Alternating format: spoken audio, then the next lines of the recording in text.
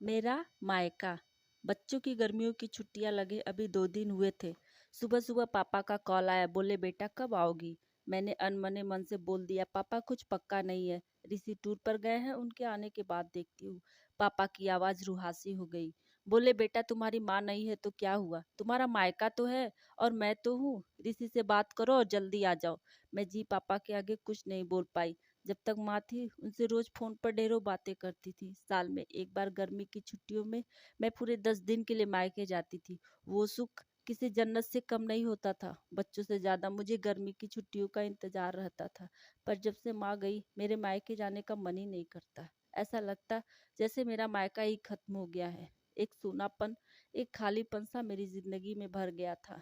पापा एकदम शांत स्वभाव के थे और कम बोलते थे, पर सबकी ज़रूरत का पूरा ध्यान रखते थे। ऐसा नहीं कि मैं पापा को प्यार नहीं करती थी, पर बचपन से मैं माँ के ज़्यादा करीब थी, या यूँ कहें वो मेरे दिल के सबसे करीब थी। अपने सारे सुख दुख एक सहेली की भांति मैं उनसे साझा करती थी। आज सुबह सुबह पापा का कॉल आया तो उन्हें मना नहीं कर पाई। पापा का दिल रखने के लिए ऋषि से बोलकर अगले हफ्ते की टिकट करवा लिए। पहुंच गई मायके। जैसे ही दरवाजे पर पहुंची, माँ की याद आ गई। ऐसा लगा जैसे वो अभी बाहर निकलकर मुझे गले लगा लेगी। सोच के आंखें भर आईं। किंतु आज माँ की जगह पापा बाहें फैलाए मेरा इंतजार कर रहे थे। सालों बाद पापा को गले लगाकर खूब रोई। पापा ने अपने आंसू छुपाते हुए प्यार से मेरे सिर पर हाथ फेरा तो दिल थोड़ा हल्का हो गया। बहुत दिनों बाद पापा को देखा, कमजोर लग रहे थे। वैसे तो भाई भाभी और पापा सभी मेरा बहुत ध्यान रखते हैं। बच्चे तो अपने खेल और मस्ती में व्यस्त हो गए थे, पर न जाने क्यों मेरी नजरें हर पल जैसे माँ को ही ढूंढती थी। आज भी पापा पहले की तरह रोज खाने के बाद मेरी पसंदीदा मटका कुल्फी लाना नहीं भूलते थे।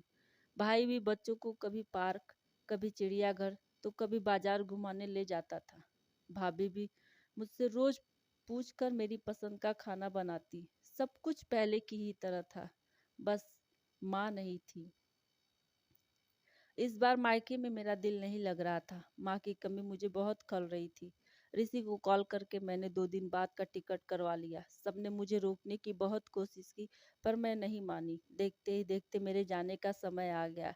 आज शाम की ट्रेन से मेरी घर वापसी थी। मैंने सामान पैक कर रख लिया था, बस पापा का इंतजार कर रही थी। पापा ना जाने सुबह से बिना बताए कहाँ चले गए थे। उनका मोबाइल भी नहीं लग रहा था। मन घबरा रहा था, बिना बताए आखिर गए कहाँ। इधर मेरी ट्रेन का समय होते जा रहा था, समझ नहीं आ रहा था क्या करूं। तभी पापा का कॉल आया, बोले गुड़िया तुम लोग स्टेशन पहुंच जाओ, मैं सीधे वहीं पहुंच रहा हूँ। हम लोग स्टेशन पहुंच गए। ट्रेन सही समय पर थी। पापा स्टेशन पर हमारा इंतजार कर रहे थे। उनके हाथ में एक बॉक्स था। उन्होंने मुझे देते हुए गले लगाया और बोले इससे ही लेने गया था, इसलिए देर हो गई, संभाल के रखो। मैंने आश्चर्यचकित होते हुए पूछा इसमें क्या है। पापा की आंखें भर आई। अपने आंसू पोंछते हुए बोले तुम्हारी माँ का प्यार।